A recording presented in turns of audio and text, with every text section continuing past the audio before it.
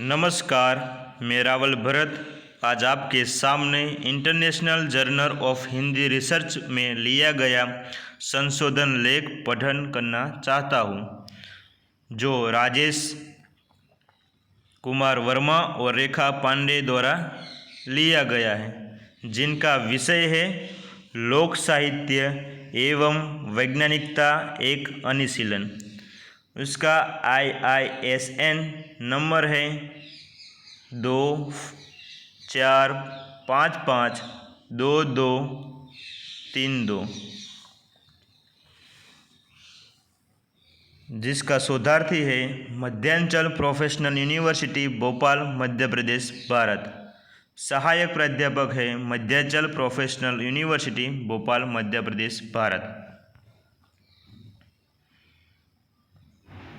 लोक साहित्य एवं वैज्ञानिकता एक अनुशीलन, जिसका सारांश है भारतीय साहित्य में समग्र के रूप में लोक शब्द का प्रयोग समाज के उस मानव समूह के हेतु किया जाता है जो वास्तव में बाह्य दिखावा, शिक्षा और सभ्यता इत्यादि से सुदीर्घ आदिम युग मनोवृत्तियों से युक्त होता है।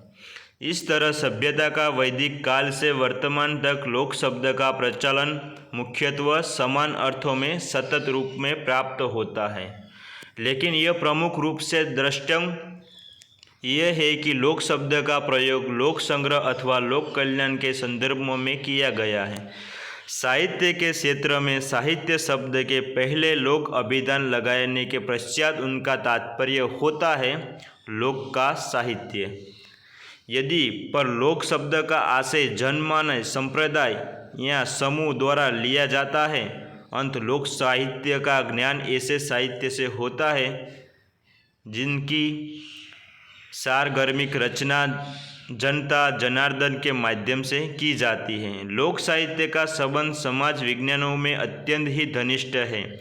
मानव समुदाय का अध्ययन करने वाला संपूर्ण समाज विज्ञानों को अध्ययन के व्यापक स्तर में सामग्री लोक साहित्य में उपलब्ध होती जाती है। इस दृष्टि से लोक साहित्य एवं समाज विज्ञानों के आपसी संबंध अत्यंत ही प्रगाढ़ माना जाता है। अंत कुछ शास्त्रों, कलाओं, समाज विज्ञानों से लोक साहित्य एवं वैज्ञानिकता का जिक्र यहाँ किया गया है। मूल शब्द लोक साहित्य, वैज्ञानिकता, समाज या जनमानस। प्रस्तावना। साहित्य के क्षेत्र में लोक शब्द का अत्यंत ही प्राचीन समय से प्रयोग में आता रहा है। साहित्य जगत में लोक शब्द की उत्पत्ति हुई है, इसलिए लोक शब्द का आश्रय देखने वाला होगा, लेकिन आम दृष्टि में उनका प्रयोग समस्त जनमानस हेतु किया जाता है। भारतीय ऋग्वेद में लोक शब्द का प्रयोग जन के विलोम शब्द के रूप में किया गया है।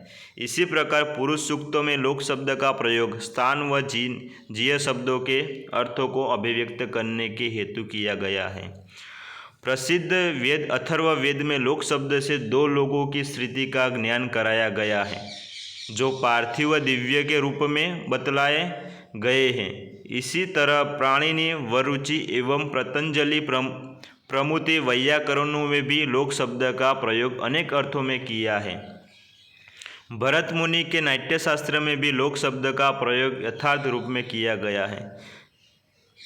भरत मुनि ने नाट्यशास्त्र में स्वयं लिखा है कि इस शास्त्र की रचना लोक मनोरंजन की दृष्टि से की जा रही है। साहित्य जगत में लोक शब्द की उत्पत्ति का आश्रय देखने वाला, जबकि भारतीय साहित्य के शब्दकोश में लोक शब्द का आश्रय स्थान, बौद्ध, संसार, प्रदेश, क्षेत्र, जन, लोक, समाज, प्राणी एवं प्रचलित मिलते हैं। वास्तव में संपूर्ण रूप में लोक शब्द का प्रयोग उस जनमानस के समूह में किया जाता है जो बाह्य दिखावा, सभ्यता, शिक्षा व साझा इत्यादि से सुंदर आदिम मनोवृत्तियों से संदीप्त होता है।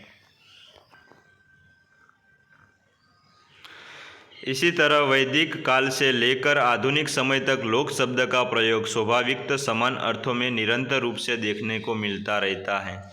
इस संदर्भ में यह स्पष्ट होता है कि लोक शब्द का प्रयोग लोक संग्रह अथवा लोक कल्याण के संदर्भ में किया जाता है। इस तथ्य को दृष्टिगत रखते हुए परिवर्ती संस्कृति साहित्य भाषा को लौकिक संस्कृति के रूप में स्वीकार किया गया है। द्रष्टव्य ये है कि संस्कृति साहित्य में लोक शब्द का प्रयोग जन कल्याण के भाव से किया गया है। इस भाव से हिंदी साहित्य में परंपरागत रूप के सामान्य जनमानस के भाव के रूप में लोक शब्द का प्रयोग किया गया है।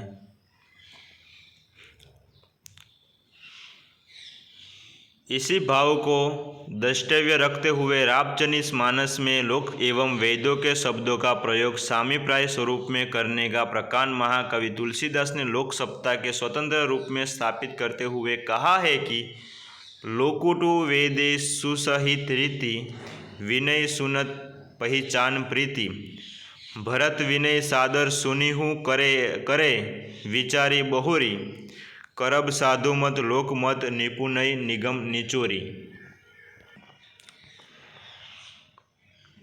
तदेव हिंदी साहित्य सुप्रसिद्ध समीक्षक का नाम धनी कवि परम पूज्य रामचंद्र शुक्ल ने भी लोकमंगल एवं लोक रंजन को भी श्रेष्ठ काव्य की वास्तविक कसौटी पर परखते हुए लोक शब्द का प्रयोग अनेकों बार किया है। इतना ही नहीं, लोक साहित्य के प्रसिद्ध कवि डॉक्टर कृष्णदेव उपाध्याय भी लोक शब्द का अर्थ को सुस्पष्ट करते हुए अपने शब्दों में कहा है, जो लोग संस्कृत या परिकुष्ट वर्ग से प्रभावित होकर अपनी पुरातन दशों में ही रहते हैं, वे लोक कहने जा सकते हैं। वास्तव में ये शब्द अर्थात लोक शब्द अंग्रेजी भाषा के फोक शब्द का हिंदी अवतरण है। अंग्रेजी शब्द के इस शब्द के फोक का प्रयोग अशिक्षित, असभ्य एवं असभ्य वर्ग के लोगों के किया जाता है। इसलिए विद्वान वर्ग के लोक शब्द का प्रयोग सामान्य ग्रामीणों के हेतु करते हैं, जो साधारण रूप से लोक शब्द एवं ग्रामीणों दोनों के प्रति काफ़ी अन्याय करते हैं। इस दृष्टि से निष्कर्ष स्वरूप में सुप्रसिद्ध साहित्यकार डॉक्टर हजारे प्रसाद द्विवेदी ने वक्तव्य को लोक शब्द का अर्थ रूप में स्वीकार किया जा सकता है कि लोक शब्द का अर्थ जनपद या ग्राम्य नहीं है, अपितु नगरों एवं ग्राम्यों में फैली हुई वह संपूर्ण जनमानस है जिसके व्यवहारिक ज्ञान का आधार पोथियां कदापि नहीं है।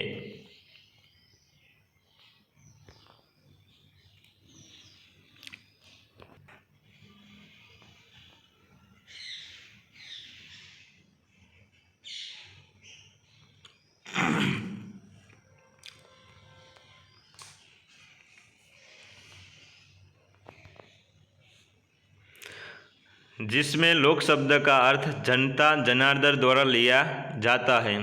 अंत लोक साहित्य का बोध एक ऐसे साहित्य से होता है जिसकी रचना वास्तव में जनता जनार्दन द्वारा की जाती है। एक विशेष व्यक्ति की रचना न होने का आश्रय ये हो सकता है कि जिस साहित्य की रचना एक जन समूह के माध्यम से की गई हो, उसी साहित्य क्षेत्र में लोक साहित्य कहा जाना चाहिए। जनमानस की जो भावनाओं प्रेम, शोक, हर्ष, विषाद एवं भय इत्यादि होते हैं, उनकी सामूहिक अभिव्यक्ति गीत, कथा इत्यादि रूप में हुई होगी। किसी एक कवि व्यक्ति ने एक पंडित की मौखिक रचना की होगी, तो दूसरे व्यक्ति ने उसमें कई पंक्तियों जोड़ दी और उसके तीसरे व्यक्ति ने तीसरी पंक्ति की रचना कर गीत को आगे की ओर अग्रसर किया होगा।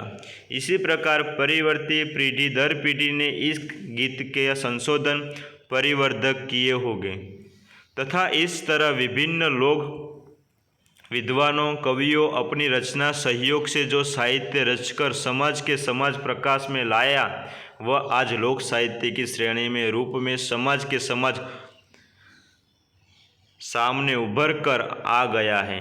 इस संबंध में हजारे प्रसाद द्विवेदी जी ने लिखा है कि ऐसा माना जा सकता है कि जो चीज़ें लोक चित्त से सीधे उत्पन्न होकर सर्वसाधारण को आंदोलित, चालित एवं प्रभावित करती है, वो लोक साहित्य, लोक शिल्प, लोक नाट्य व लोक कथानक आदि नाम से पुकारी जा सकती है।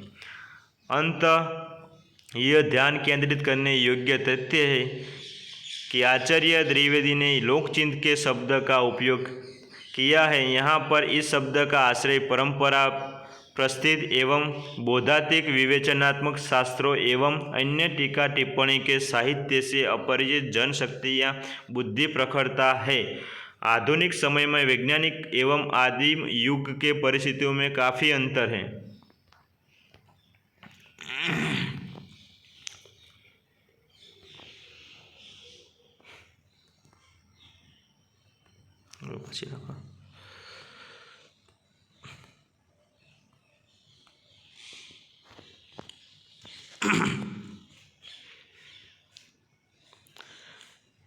वैज्ञानिका के इस दौर में साहित्य के अंतर्गत स्वास्थ्य विज्ञानों, कृषि विज्ञान एवं ऋतु विज्ञान इत्यादि से संबंधित साहित्य को भी इसमें सम्मिलित किया जाने लगा है।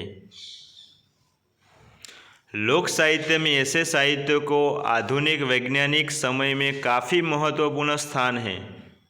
इनमें पूर्व की कवियों, साहित्यकारों द्वारा निर्धारित नियमों, अनुभूतियाँ तथा इनमें संबंधित उपदेश युक्त तथ्यों को सम्मानित किया गया है, जो मुख्य रूप से परीक्षा की कसौटी पर खड़ा उतरती है। लेकिन इनके साथ इसके कुछ अपवाद देखने को मिलते हैं। ऋतु विज्ञान के तहत अल्पदृष्टि, अतिवृष्टि एवं अनावृष्टि के कारण तथा उसके होने वाले हानियों को उस बचने के संबंधित उपाय की ओर संकेत किया गया है। ऐसे वैज्ञानिकता युग में साहित्य के आधार पर परंपरागत अनुभव ही होता है। वास्तव में वह अनुभव अत्यंत ही निश्चित होते हैं। इसीलिए लोक साहित्य तरफ इनके बचने व बिगड़ने की संभावना बहुत ही कम होती है। यही दशा कृषि विज्ञान हेतु रचे गए साहित्य की गई है, जिनमें खेती से संबंधित प्रायः सभी आवश्यक बातें कही दी गई हैं। अर्थात खेती की जुताई कैसे हो, किस तरह में खेत में किसी प्रकार की बुनाई की जाए, बीज कितनी मात्रा में प्रयोग किया जाए और सिंचाई किस समय पर की जाए इत्यादि उल्लेख इसमें किए गए हैं। उपसंहार अंत उसका सार। लोक साहित्य पर वैज्ञानिक का व्यापक प्रभाव पड़ा है। आदि काल में लोक साहित्य का वर्णन लिपिबद्ध क्रम और जनमानस के बीच अधिक प्रसारित रहा है। लेकिन आज वैज्ञानिक का युग में शिक्षा की व्यापक प्रचार के कारण रचित लोक साहित्य को नवीन तकनीकों के माध्यम से लिपिबद्ध किया जा रहा है, ताकि भविष्य में आने वाली पीढ़ी हेतु इसे संरक्षित देख सके। धन्यवाद। जय हिंद, जय भारत। अस्तु।